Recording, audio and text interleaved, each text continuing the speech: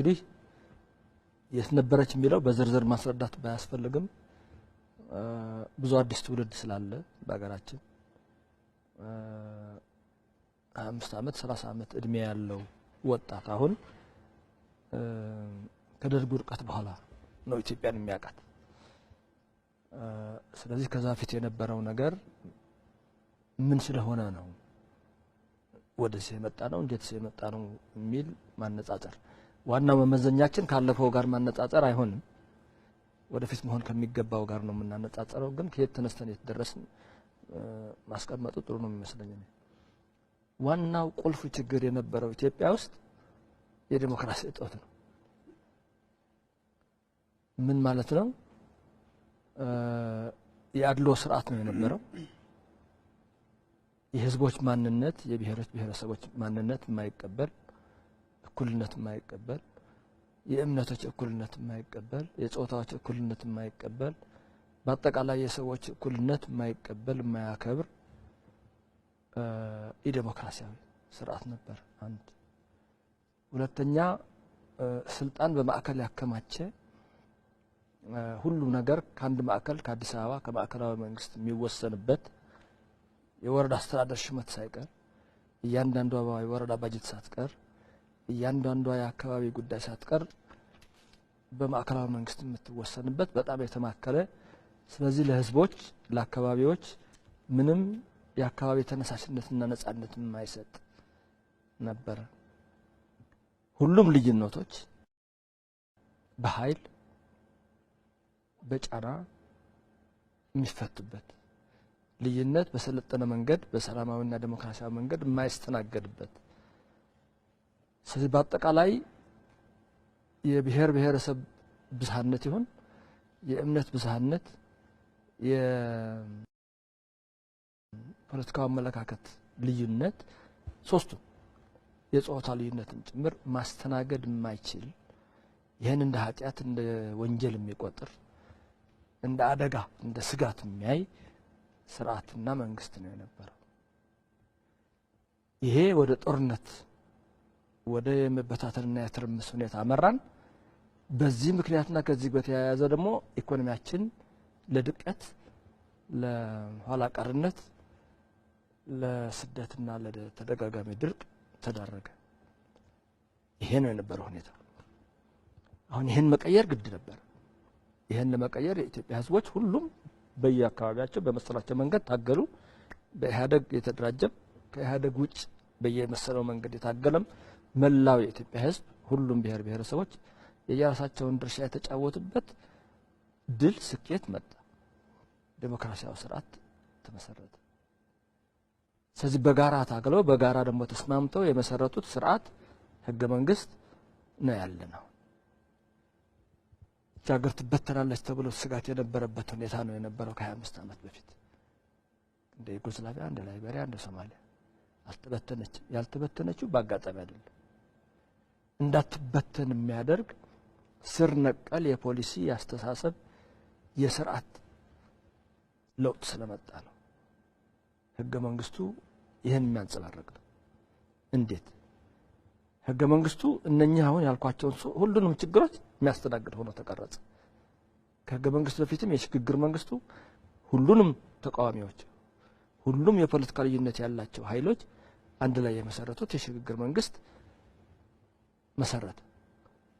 እኔ ነኝ የምመሰረተው እኔ ነኝ ይሄን ድርሻ የተጫወትኩት የሚል ጉልበት አልነበረም። ኢህአዴግም ሌላ ሁለተኛ በህዝቦች ተሳትፎና ምክክር የጸደቀ የጋራ ህገ መንግስት ጸደቀ። በዛ መሰረት የተመረጠ መንግስት እና ስርዓት ተመሰረተ። ያ ህገ መንግስት ብዙ ሰው ጥሩ ህገ መንግስት ነው የሚለው ነው። የሀገራችን ህዝብ በግልም በጋራም የውጭ ሰዎችም በማንኛውም ዓለም አቀፍ መመዘኛ ብቁ ዲሞክራሲያዊ ህገ መንግስት ነው። ይሄ ህገ መንግስት ያመጣልን ነገር አንዱ ይሄን ብዝሃነት የሚያስተናግድ መብቶች የቡድን መብቶችና የግል መብቶች ማጎናጸፍ ነው። ስለዚህ ፌደራል ስርዓቱ የተማከለውን አንድ ማዕከል ላይ የተከማቸውን ስልጣን አከፋፈለ ለክልሎች እስከ ወረዳ ድረስ። ሁለተኛ ከዚህ ጋር በተያያዘ ህዝቦች ራሳቸውን ያስተዳድሩ ብቻ ሳይሆን ማንነታቸውን ያክብሩ ይከበርላቸው። ስለዚህ ሁሉም ባህል፣ ሁሉም ቋንቋ፣ ሁሉም ብሔር ብሔረሰብ፣ ሁሉም እምነት እኩል ነው። ሁሉም ጾታም ጭምር እኩል ነው። ስለዚህ እነኚህ ተነፍገው የነበሩ መሰረታዊ የግልና የቡድን መብቶች አረጋገጠ። ይሄ መሰረታዊ ለውጥ። ሁለተኛው የማዕከላዊ መንግስት ይሁን የክልል መንግስታት እርስ በርስ የቁጥጥርና የየራሳቸው ነጻነት የሚኖርበት የቼክ ኤንድ ባላንስ የሚሉት በስልጣን ክፍፍል ስርዓት የዘረጋ ነው። ስለዚህ ሰፊ እና ትልቅ ስልጣን ያላቸው ምክር ቤቶች አሉ፣ ፓርላማዎች፣ ሙሉ ህጋዊ ነጻነት ያላቸው ፍርድ ቤቶች አሉ።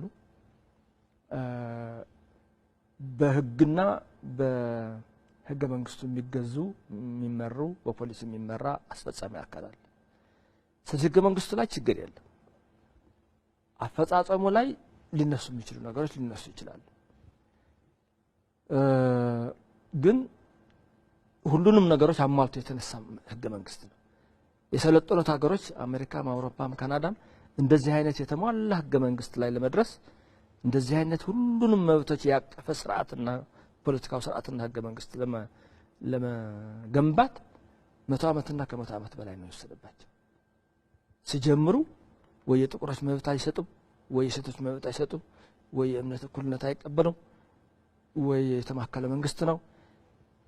በከፊል በትንሽ ነው ወደዚህ የተደረሱት። የኛ ሁሉንም ባንዴ ነው ያሟላው። ከነሱም በመማር የሀገራችን ሁኔታ ይሄን ስለሚጠይቅ ማለት ነው። ስለዚህ እንደዚህ ያለ ሀገሮች ናቸው በህገ መንግስት በፌደራል ስርዓት በዲሞክራሲ የምትተዳደር ሀገር መስርተናል። ያንን የማጎልበት ጉዳይ የጊዜ ጉዳይ፣ የተቋማት ጉዳይ፣ የህዝቡ ብቃትና ተሳትፎ ጉዳይ ይሆናል። ሁለተኛው ኢኮኖሚው የመጀመሪያው 10 ዓመት የሽግግር ጊዜ ኢኮኖሚውን ከማሽቆልቆል የማዳን የመጠጋገን በሁለት እግሩ ትንሽ እንዲተነፍስ የማድረግ ጉዳይ ነው የነበረው። ከኢህአዴግ ተሐድሶ በፊት ከ15 ዓመት በፊት ግን የተሟላ የነጻ ገበያ ግንባታ ፖሊሲ፣ ፕሮግራም፣ ስትራቴጂ ተቀይሶ በተሟላ የልማታዊ መንግስት ፖሊሲዎችና ስትራቴጂዎች በተሟላ የነጻ ገበያ ግንባታ ዝርዝር ማስፈጸሚያ ህጎችና በሂደት የዳበሩ እቅዶች ነው የነጻ ገበያ ኢኮኖሚው መገንባት የተጀመረው። ስለዚህ ፖለቲካል ችግሩን በህገ መንግስቱና በፌደራል ስርዓቱ መፍታት ተቻለ። ማዕቀፉ በትክክል ተቀየሰ ማለት ነው። ብዝሃነት ተስተናገደ ማለት ነው። ኢኮኖሚው ከዚህ ኢኮኖሚ በረከት እንዳለው ወደ ነጻ ገበያ ኢኮኖሚ እንዴት የሚል ግን በዝርዝር የተመለሰው ከ15 ዓመት በፊት ነው። እንዴት ምን አይነት የነጻ ገበያ ኢኮኖሚ እንዴት የሚገነባ ኢኮኖሚ፣ ባለሀብቱ ሚናው ምንድነው፣ መንግስት ሚናው ምንድነው፣ ህዝብ ሚናው ምንድነው፣ ክልሎች ሚናቸው ምንድነው፣ የውጭ ኢንቨስትመንት ሚናው ምንድነው፣ ይሄ ሁሉ የሚመለስ የተሟላ የነጻ ገበያ ፖሊሲና ፕሮግራም ማለት ነው። ስለዚህ የኢኮኖሚ ማዕቀፉ ይሁን የፖለቲካ ማዕቀፉ በተገቢ የዲሞክራሲያዊ ስርዓት አግባብና የነጻ ገበያ ግንባታ አግባብ ተቀይሶ ትግበራው ተጀምሮ ነው እዚህ የደረስነው። ስለዚህ ሁለቱ መሰረታዊ ጥያቄዎች የኢኮኖሚ አቅጣጫ ጉዳይና የፖለቲካው አቅጣጫ የዲሞክራሲ አቅጣጫ ጉዳይ ተመልሰዋል። ከዚህ የሚመነጭ የውጭ ጉዳይ ፖሊሲያችንን ይሄን የሚያንጸባርቅና ይሄን የሚያሳካ በዓለም አቀፍ የመተባበርና መደጋገፍ ስርዓት የሚመራ የውጭ ጉዳይ ፖሊሲም ጭምር አብሮ ተቀይሶ ማለት ነው። ደን ይሄ ወደ ተግባር ሲሄድ 15 ዓመት ላይ ሰራ ወይ ኦኬ ዲዛይኑ ማዕቀፉ በጥሩ መንገድ ተቀይሶ ሊሆን ይችላል። ግን ተግባር ላይ የከሸፈ ነው ወይ ተግባር ላይ የማይውል ነው ወይ በወሳኝነቱ የተንገራገጨ ነው ወይስ ተግባር ላይም ተፈትኖ በአብዛኛው አጥጋቢ ሊባል በሚችል ደረጃ ውጤት ማምጣት የቻለ ማዕቀፉ ከሞላ ጎደል በመሰረቱ በትክክል እንደተቀየሰ ያረጋገጠ ግን ያልተማሉ እና ያልዳበሩ የሚዘረዘሩ በልምድና በሂደት የሚዳብሩ የሚፈቱ ጉዳዮች ግን እንዳሉበት ያሳያል። ስለዚህ በተግባርም ጭምር የተፈተነ ውጤቱና እጥረቶቹ የታወቀ በወሳኝነቱ ግን መንገዱ እሱ መሆኑ ያረጋገጠ የጊዜ ጉዳይ የማጥራቱ ጉዳይ የመዘርዘሩ ጉዳይ የማዳበሩ ጉዳይ ካልሆነ ይሄ ነው አሁን ያለንበት ኢኮኖሚያዊና ፖለቲካዊ ሁኔታ። ከዚህ አንፃር ሲዘረዘር ከተጠቃሚነት አንፃር እንሄድ። ከአርሶ አደሩን እንጀምር። አሁን በዓለም ውጤታማ ነው የሚባል ያለ የግብርና ፖሊሲ የበለጸጉት ሀገሮች ጭምር የሚቀበሉት እየተቀበሉት የመጡ ከነ ዓለም ባንክ ጀምሮ እስከ በለጸጉት ሀገሮች በአርሶ አደር ማሳ ላይ የተመሰረተ የሱን ምርታማነት በቀጣይነት የሚያሳድግ ከዓለም ገበያ ጋር የተሳሰረና በዓለም ገበያ የሚመራ በተወሰነ ደረጃ ደግሞ የተቻለውን ያህል በባለሀብቱ ኢንቨስትመንት የሚደገፍ በመንግስት ሁለገብ የተቀናጀ ድጋፍ የሚሳካ የግብርና ፖሊሲ ነው። ይሄ በተግባር በኤዥያ ተረጋግጧል ስኬታማነቱ። በአንዳንድ የላቲን አሜሪካ ሀገሮችን በተወሰነ ደረጃ ጅማሬው አለ። ግን ይሄ ምርጥ ልምዶች በዓለም ደረጃም ያሉበት ነው። ስኬታማ የሚባሉ የኤዥያ ሀገሮች በዚህ የጀመሩና በዚህ ስኬታማነቱ እንደሚሰራ ይሄ ፖሊሲ ያረጋገጡ ናቸው። አፍሪካ ውስጥ ይሰራል ወይ ኢትዮጵያ ውስጥ ይሰራል ወይ ሞክሮ ነው። ግብርናና ገጠር ልማትን ማዕከል ያደረገ የአርሶ አደሩ እርሻ ምርታማነት በቀጣይነት ማሳደግ ይሄን የሚያሳድግ ደግሞ የተቀራጀ ሁለገብ የመንግስት ድጋፍ ያለበት በተወሰነ የባለሀብቱ ኢንቨስትመንት የሚደገፍ በመሰረተ ልማትና ማህበራዊ አገልግሎት የሚደገፍ ከገበያ ጋር የተሳሰረ የግብርና እድገት የገጠር ልማት እድገት ይሄ ኢኮኖሚያችንን ላለፉት 12-13 ዓመታት በ10 በ11% እንዲያድግ ወሳኝ ድርሻ የነበረው ስለዚህ በተግባር ውጤታማነቱ ያስመሰከረ ፖሊሲና ስትራቴጂ አርሶ አደሩን የጠቀመ ገጠሩን እየለወጠ ያለ ነው። ሁሉም አርሶ አደር ሁሉም የገጠር አካባቢ በዚህ ተጠቃሚ ሆነዋል ወይ? ገና ነው። ገና 15 ዓመት ነው። 80% ገጠር ነው ያለው ህዝቡ። ግን ተግባራዊ በሆነበት መንገድ ጠንካራ አመራር ባገኘበት አካባቢ ግን ምርጥ ስኬቶች አስመዝግቧል። ይሄ ፖሊሲና ስትራቴጂ እንደሚሰራ ውጤታማ እንደሆነ አስመስክረዋል። በተግባር ተፈትኖ ውጤታማነቱ አሳይቷል። አሁን የማስፋቱ ጉዳይ የማጠናከሩ ጉዳይ ብቻ ነው የሚቀረው። ይሄ ደግሞ ከጊዜ ጋርና ከአቅም ጋር እንደሚሳካ ምልክቱ በተግባር ታይቷል። ገጠራችን አርሶ አደራችን ይሄን ይመስላል ያለንበት ሁኔታ።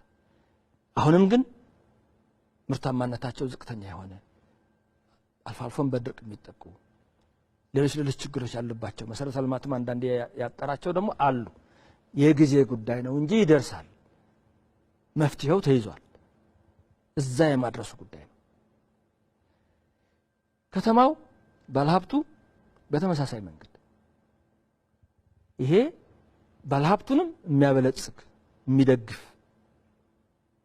ሀብት እንዲያከማች ግን ህጋዊና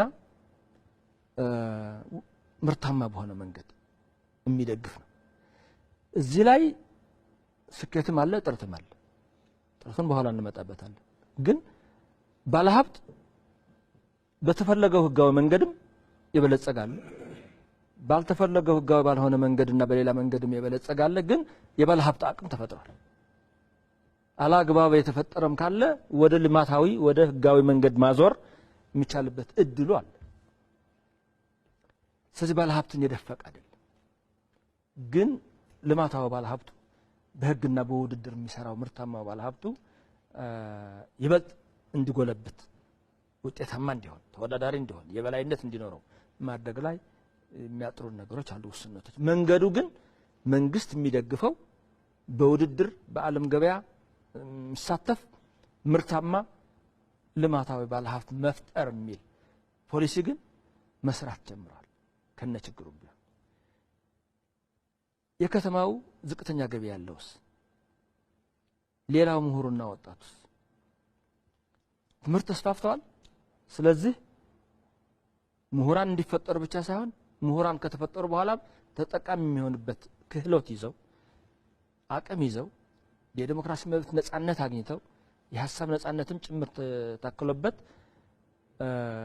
ብዙ ምሁር እና ትምህርት የሚስፋፋበት ሰፊ እድል በተግባር ታይቷል።